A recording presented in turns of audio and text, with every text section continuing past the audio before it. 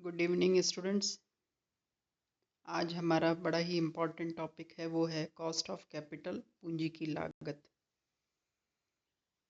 पूंजी की लागत का आप सभी जानते हैं कि उत्पादन के सभी साधनों की अपनी कुछ लागतें होती हैं, कुछ कॉस्ट होती है, और उसमें से कैपिटल अपने आप में सबसे इम्पोर्टेंट सेगमेंट है। और वित्तीय प्रबंध में पूंजी की लागत के लिए वित्तीय प्रबंधक का एक बड़ा इम्पॉर्टेंट रोल होता है कि वह उसको सही प्रकार से मेजर करे, ताकि कंपनी अपनी लागत और आय का एक ब्रेक इवन हमेशा अर्जित करती रहे। जैसे कि इसकी कंसेप्ट को हम देखते हैं, पूंजी लागत की अवधारणा। पूंजी की लागत वह न्यूनतम प्रत्याय दर है जो फर्म को अपने विनियोग से अवश्य प्राप्त करनी चाहिए। ये आप सभी समझ गए इसका मीनिंग। इसका मतलब क्या हुआ कि कंपनी को कम से कम अपने व्यवसाय में अपने विनियोगों पर इतनी आय अवश्य अर्जित करनी चाहिए या इतना रेट ऑफ रिटर्न अर्न करना चाहिए जिससे कि वह अपनी पूंजी की लागत का पे कर सके। यदि कॉस्ट ऑफ कैपिटल हाई है, जैसे मान लीजिए किसी भी प्रतिभूति से प्राप्त पूंजी कोष जो भी प्राप्त हुए हैं, जो भी हमने फंड्स कलेक्ट किए हैं, उनकी कॉस्ट और फर्म के द्वारा लास्ट में वित्तीय वर्ष के अंत में जो भी लाभ अर्जित किया गया है, उस लाभ की दर यदि कम है तो इसका मतलब फर्म घाटे में चल रही है, उसकी लागतें ज़्यादा आ रही हैं। तो उसे उन विनियोगों पर या उन कोषों पर इस तरह से उनका यूटिलाइजेशन करना चाहिए ताकि कम से कम लागत को चुकाने की स्थिति में वह रहे और प्रत्याय दर थोड़ी ऊंची रहे। इसका प्रभाव क्या पड़ता है? इसका बहुत दूरगामी प्रभाव पड़ता है। वो अंश जो समता अंश हैं, उनके बाजार मूल्य यदि हमें बढ़ाने हैं या नेटवर्थ फर्म की अच्छी बनानी है, ऊंचे स्तर की रखनी है, तो ऐसे में ये प्रत्याय दर हमेशा लागतों से बहुत ऊंची होनी चाहिए। ठीक है, इसलिए कॉस्ट ऑफ कैपिटल के कंसेप्ट को हमेशा समझना और उसके अनुसार प्रतिभूतियों की लागतों को या पूंजी कोषों की कॉस्ट को मेजर करना, उनका कैलकुलेशन करना बहुत ज़रूरी होता है। इसका महत्व भी देख लेते हैं। पूंजी लागत अवधारणा का महत्व, इम्पोर्टेंस। सबसे बड़ा इम्पोर्टेंस इसमें किस चीज़ की है? पूंजी संरचना निर्धारण में सहायक, helpful in capital structure decisions. Capital structure decision लेने में सबसे इम्पोर्टेंट चीज़ क्या है कि डेट कैपिटल और इक्विटी कैपिटल का किस प्रकार से रेशो तय किया जाए ताकि संस्था का आईआरआर उसकी कॉस्ट ऑफ कैपिटल से ऊंचा रहे। ऐसा करने के लिए उसे ऋण कोषों पर और स्वामी कोषों के दोनों की लागतों को मेजर करके और उनके आधार पर, उनके कंपैरिजन के आधार पर उसे ये डिसाइड करना होगा कि what should be the ratio between debt and equity. पूंजी बजट निर्णयों में सहायक, helpful in capital budgeting decisions. इसका मतलब यह है कि यदि पूंजी बजट करना है, यानी किसी विनियोग प्रस्ताव, इन्वेस्टमेंट प्रपोजल को के बारे में निर्णय लेना है, दीर्घकालीन विनियोगों के बारे में निर्णय लेना है कि वो लाभप्रद होंगे या नहीं होंगे, ऐसे में भी उन उन विनियोग प्रस्तावों के लिए जो भी पूंजी यूज़ की जा रही है, जो कोष यूज़ किए जा रहे हैं, उनकी कॉस्ट को मेजर किया जाएगा। यानी पूंजी लागत पूंजी बजट के निर्णय के संदर्भ में बहुत हेल्पफुल होती है, जिससे कि हमारे जो डिफरेंट प्रपोजल्स हैं, यानी ABCD 4 प्रपोजल हैं, यानी 4 तरह के प्रस्ताव हैं विनियोग करने के कि हम A में भी कर सकते हैं, B में, C में, D में, हम किस में करें। ऐसा करने के लिए हमारा निर्णय किस पर बेस करेगा? कॉस्ट ऑफ कैपिटल पर, कि जहाँ भी पूंजी हमारी लगाई जाएगी वहाँ पर विनियोग की लागत और विनियोग से प्राप्त आय, ये हमारे लिए मेजरेबल 2 पैरामीटर्स होंगे। वित्तीय स्रोतों का तुलनात्मक विश्लेषण, comparative analysis of financial resources. वही वित्तीय स्रोत का मतलब 4 तरह के हमने रिसोर्सेज पढ़े हैं। इक्विटी कैपिटल, अधिमान अंश, ऋण पूंजी जिसमें ऋण पत्र भी आते हैं, और वित्तीय संस्थाओं से लिए गए दीर्घकालीन ऋण यानी लॉन्ग टर्म कैपिटल भी आती है। तो संस्था अपनी पूंजी संरचना में या कैपिटल स्ट्रक्चर में इन चारों ही स्रोतों में से कौन सा स्रोत, यानी इन चारों सोर्सेज में से कौन सी प्रतिभूति का यूज करे। देखिए, समता अंश तो मैंडेटरी है, आवश्यक है, यानी स्वामी पूंजी तो लगाई ही जाएगी। लेकिन स्वामी पूंजी के अलावा 3 ऑप्शन जो हैं कि प्रेफरेंस शेयर कैपिटल से कलेक्ट किया जाए कोष, या डिबेंचर से लिया जाए, या ऋण द्वारा लिया जाए, तो उसके बारे में वो कंपैरिजन कैसे किया जाएगा, उनकी कॉस्ट के बेसिस पर। उसमें आगे आपके काफ़ी सारे इलस्ट्रेशंस भी हैं जो आप इन वित्तीय कोषों के तुलनात्मक विश्लेषण के आधार पर डिसाइड किए जाते हैं, वो आप करके देखिए। परियोजना लाभप्रदता का मूल्यांकन, evaluation of profitability of project. परियोजना लाभप्रदता का मूल्यांकन ये होता है, जैसे मान लीजिए कंपनी को कुछ मशीन खरीदनी है, किसी तरह की मशीन या कोई इक्विपमेंट या कोई नया मतलब एक्सपांशन का प्रोजेक्ट कंपनी लाना चाहती है, तो उस एक्सपांशन के प्रोजेक्ट के लिए कंपनी को क्या करना होगा, फर्म को नए पूंजी कोष इकट्ठे करने होंगे, नए कैपिटल को अरेंज करनी होगी। तो वो करने के लिए भी उसे ये देखना पड़ेगा कि उसकी लागत क्या आती है और उस परियोजना से उसको कितना लाभ होने वाला है, यानी उसकी भावी प्रत्याय दर, इंटरनल रेट ऑफ रिटर्न जो होने वाली है, उससे जो एक्सपेक्टेड रेट ऑफ रिटर्न है वो उसकी लागत से कितनी बराबर है, ज़्यादा है, कम है। इसका कंपैरिजन करके ही हम किसी प्रपोजल को या किसी प्रोजेक्ट को मतलब डिसाइड करते हैं या सिलेक्शन करते हैं।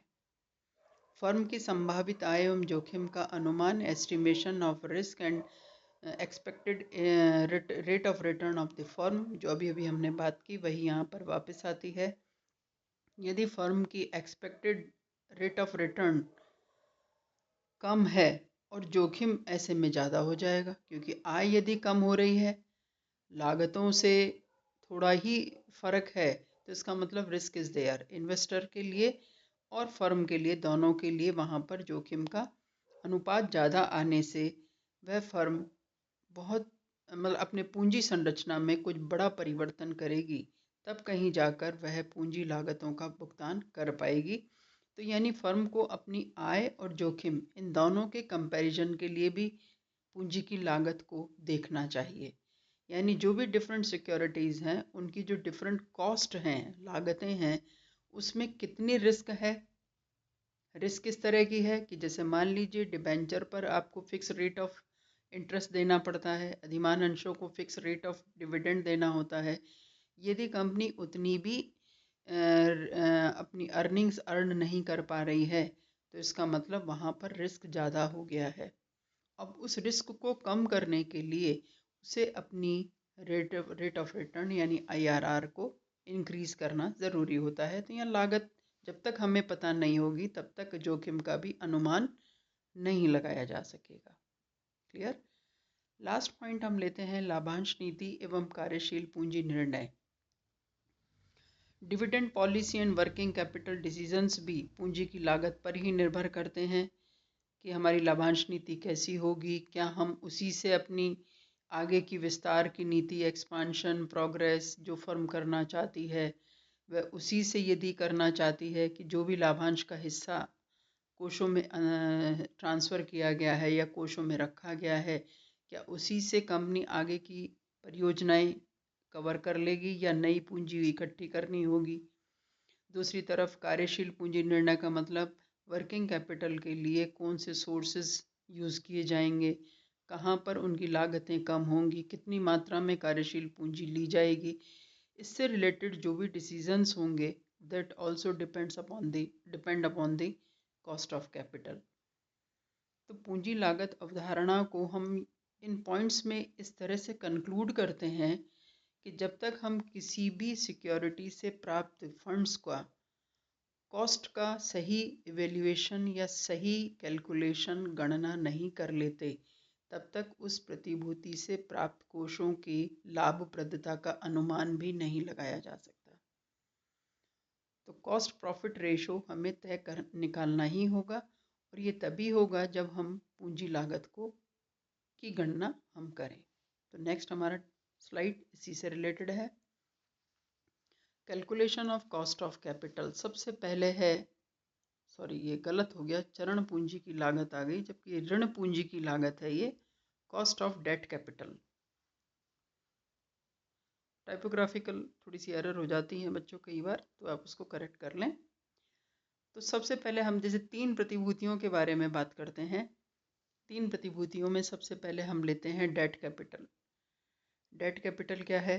जो एक लॉन्ग टर्म जो भी लोन ऋण पत्रों के माध्यम से कंपनी लेती है, उनकी जो लागत के संबंध में बात की जाती है। इनकी ब्याज दर ही इनकी लागतें होती हैं। क्लियर है ना? क्योंकि जो भी डेट कैपिटल कंपनी इशू करती है या कंपनी लेती है, चाहे तो वह बैंक से ऋण ले तो उस पर जो ब्याज दिया जा रहा है वह उसकी कॉस्ट है, या डिबेंचर्स यदि वो इशू करती है तो उन पर जो रेट ऑफ इंटरेस्ट पे करेगी फर्म, वह उसकी कॉस्ट होगी। तो इस तरह से डेट कैपिटल की कॉस्ट बिल्कुल फिक्स रहती है। ये स्थायी पूंजी कहलाती हैं। ये स्थायी पूंजी वाली प्रतिभूति यानी फिक्स्ड कॉस्ट कैपिटल कहलाती है, और इन पर दिया जाने वाली जो ब्याज है वो उनकी निश्चित लागतें हैं। ठीक है, तो अब इन लागतों के लिए ये कहा जाता है कि ऋण की लागत प्रत्याय की वह न्यूनतम दर है जो अंशधारियों की आय को अपरिवर्तित रखने के लिए अवश्य अर्जित की जानी चाहिए। समझ गए आप?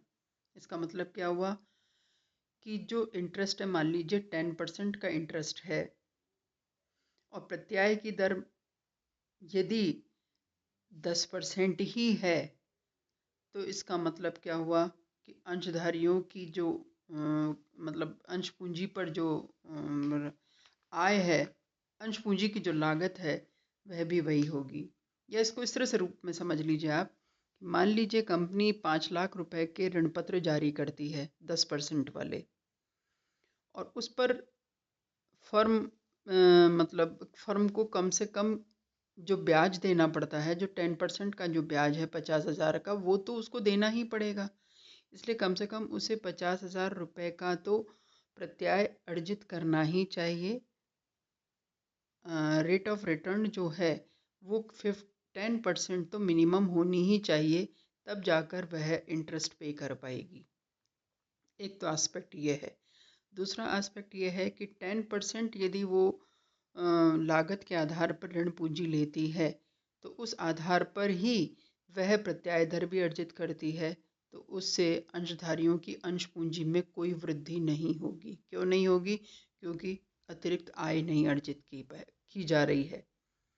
तो 10% की जो इंटरेस्ट रेट है, यदि उतनी ही प्रत्याय दर है तो ये ब्रेक इवन जरूर है, लेकिन फर्म के लिए ये ज़्यादा प्रॉफिटेबल नहीं माना जाता। इससे रिलेटेड 2 चीज़ें हैं, एक तो प्राप्त शुद्ध राशि नेट प्रोसीड, और दूसरी है निर्गमन लागतें। प्राप्त शुद्ध राशि का मतलब आप जानते ही हो, इसका मतलब ये होता है कि ऋण पत्रों पर या दीर्घकालीन ऋण के निर्गमन मूल्य में निर्गमन लागतें घटाने के बाद जो शेष राशि आती है, यानी ऋण पत्रों के निर्गमन मूल्य में, निर्गमन मूल्य क्या होता है उसको भी अभी हम समझ लेते हैं। उस निर्गमन मूल्य में निर्गमन लागतें यदि घटा देते हैं तो जो शेष राशि बचती है वो कहलाती है प्राप्त शुद्ध राशि। अब निर्गमन लागतें क्या होती हैं, जो अभी नेक्स्ट आपने देखा फ्लोटेशन कॉस्ट। निर्गमन लागतें क्या होती है? ऋण पत्र जारी करने या ऋण प्राप्त करने से संबंधित लागतें, जैसे प्रिंटिंग की लागत है, ब्रोकरेज की है, या किसी तरह का कोई विज्ञापन संबंधी व्यय है, तो ये क्या कहलाती हैं? निर्गमन लागतें या फ्लोटेशन कॉस्ट कहलाती हैं, जिनका कि कंपनी को शुद्ध प्राप्त जो नेट प्रोसीड निकालने के लिए उसमें से उनको घटाया जाना जरूरी होता है। जैसे मान लीजिए 100 रुपये का ऋण पत्र है, ठीक है, 100 रुपये का ऋण पत्र है, उसमें से यदि निर्गमन लागत 10 रुपये है तो प्राप्त शुद्ध राशि कितनी हुई? 90 रुपये। ठीक है ना? इसका मतलब क्या हुआ कि एक ऋण पत्र यदि 100 रुपये का है, लेकिन उसको जारी करने में या निर्गमित करने में कंपनी को कुछ कॉस्ट पे करनी पड़ती हैं, जो फ्लोटेशन कॉस्ट या निर्गमन लागतें कहलाती हैं।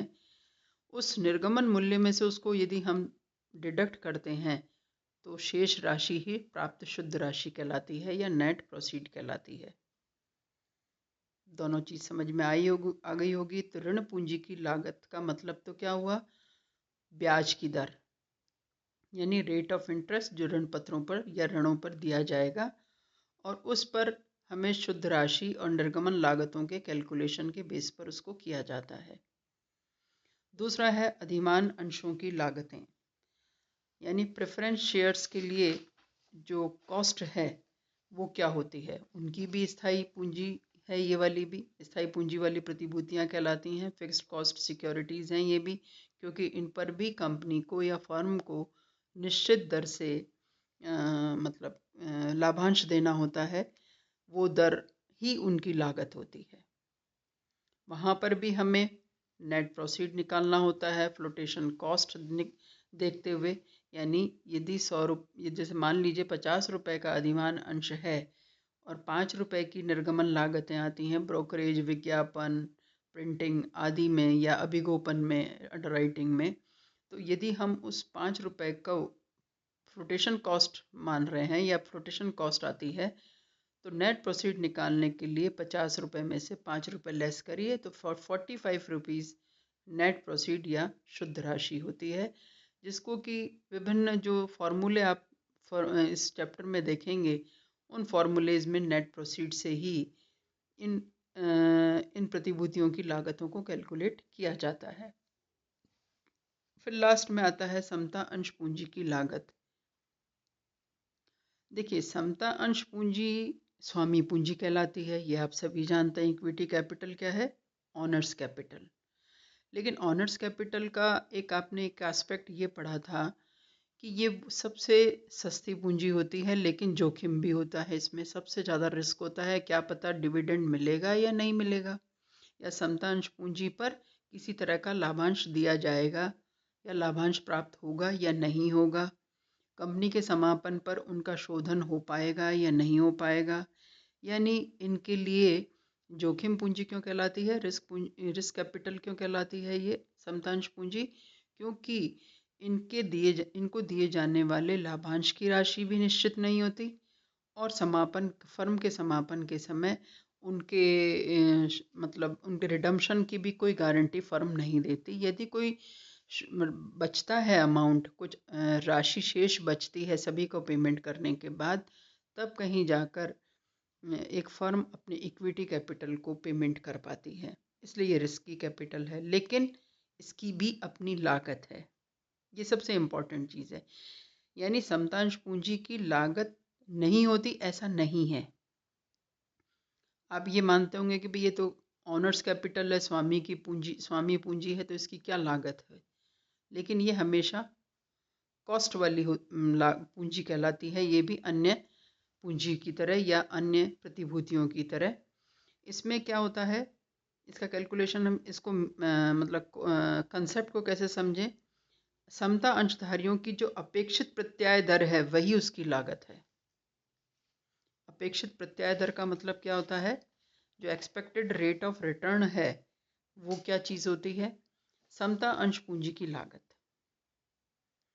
कॉस्ट ऑफ इक्विटी कैपिटल, यदि समता अंश पूंजी की लागत का मतलब यही है कि यदि एक फर्म ए है और दूसरी बी है, ए में इक्विटी शेयर होल्डर्स को अपने 10 रुपए के शेयर पर यदि 5 रुपए का लाभांश मिल रहा है, तो इक्विटी शेयर होल्डर्स के लिए 5 रुपए उनकी लागत होगी। क्यों? क्योंकि ये एक्सपेक्टेड रेट ऑफ रिटर्न है जो बी कंपनी दे रही है। तो ए कंपनी के इक्विटी शेयर होल्डर्स के लिए जो कॉस्ट होगी वो क्या होगी, मार्केट की वो रेट जो कि समता अंशधारियों को सामान्यतः उसी तरह की कंपनी के द्वारा या फर्म के द्वारा पे की जा रही है, उसको हम कहते हैं समता अंश पूंजी की लागत। अब स्टूडेंट्स ऐसा है कि आप इन तीनों की कंसेप्ट तो समझ ही गए कि ऋण पूंजी की लागत, अधिमान अंश की लागत और समता अंश पूंजी की लागत के बारे में कि ये क्या है। इसमें बिल्कुल क्लियर डिमार्केशन है। समता अंश पूंजी की लागत के बारे में तो हम इसको परिवर्तनशील लागत पूंजी कहते हैं, वेरिएबल कॉस्ट कैपिटल इसको कहते हैं, और ऋण डेट कैपिटल और प्रेफरेंस कैपिटल को हम क्या कहते हैं, फिक्स्ड कॉस्ट कैपिटल। तो ये फिक्स्ड कॉस्ट क्यों है, क्योंकि इन दोनों की डिविडेंड रेट और इंटरेस्ट रेट हमेशा फिक्स रहती है, उसमें किसी तरह का परिवर्तन नहीं किया जाता, फर्म को उन्हें एनी हाउ पे करना होता है। तो इतनी प्रत्याय दर इन दोनों प्रकार की पूंजी कोषों पर फर्म को अर्जित करना जरूरी होता है। तीसरी जो है समतांश पूंजी की लागत, जो कि स्वामी पूंजी है, उसकी लागत का कैलकुलेशन किस तरह से किया जाता है कि बाजार में जिस फर्म को आप देख रहे हैं उसी तरह की दूसरी फर्म अपने इक्विटी शेयर होल्डर्स को कितना रेट ऑफ रिटर्न पे कर रही है, लाभांश का भुगतान कर रही है, वह उनकी एक्सपेक्टेड रेट होगी। और जो एक्सपेक्टेड रेट ऑफ रिटर्न है, जो अपेक्षित प्रत्याय दर है, वही समता अंश पूंजी की लागत कहलाती है। तो इसका मतलब क्या हो गया कि ये जो परिवर्तनशील पूंजी लागत के रूप में हम समतांश पूंजी को पढ़ते हैं, वेरिएबल कॉस्ट कैपिटल सिक्योरिटी के रूप में इसको देखते हैं, तो इसकी कभी भी लागतें स्थिर नहीं होती, ये वेरिएबल होती हैं, जो डिपेंड करती है मार्केट के पोजीशन पर। मार्केट में उस फर्म के द्वारा कितना आय अर्जित की जा रही है, कितना लाभांश दिया जा रहा है, वही उनकी लागतें होंगी। जबकि फिक्स्ड कॉस्ट कैपिटल में मार्केट का कोई रोल नहीं है। विशेष रूप से रोल क्या है कि फर्म को उनकी जो निश्चित ब्याज दर या लाभांश दर है, उतनी आय अर्जित करना जरूरी होगा, तभी वह अपने अपने व्यवसाय को लाभप्रद तरीके से चला पाएगी। अब स्टूडेंट्स, ऐसा है कि इन तीनों तरह की प्रतिभूतियों की लागतों के विभिन्न प्रकार के सूत्र दे रखे हैं, फॉर्मूलाज दे रखे हैं, उसके बेसिस पर कैलकुलेशन है। दैट इज़ वेरी इजी, क्योंकि मैंने आपको नेट प्रोसीड भी बता दिया क्या होता है, और फ्लोटेशन कॉस्ट भी, निर्गमन लागतें भी बता दी हैं। उसके हिसाब से वो फॉर्मूले आप देख लीजिए, क्योंकि ऑनलाइन उसको थोड़ा सा उस तरह से समझाना थोड़ा मुश्किल होता है। तो कंसेप्ट आप समझ गए हैं तो आप कैलकुलेशन बहुत आसानी से कर पाएंगे। ठीक है, तो इस तरह से आज हमारा ये कॉस्ट ऑफ कैपिटल का एक मेन जो टॉपिक है वो हमने आज डिस्कस किया है।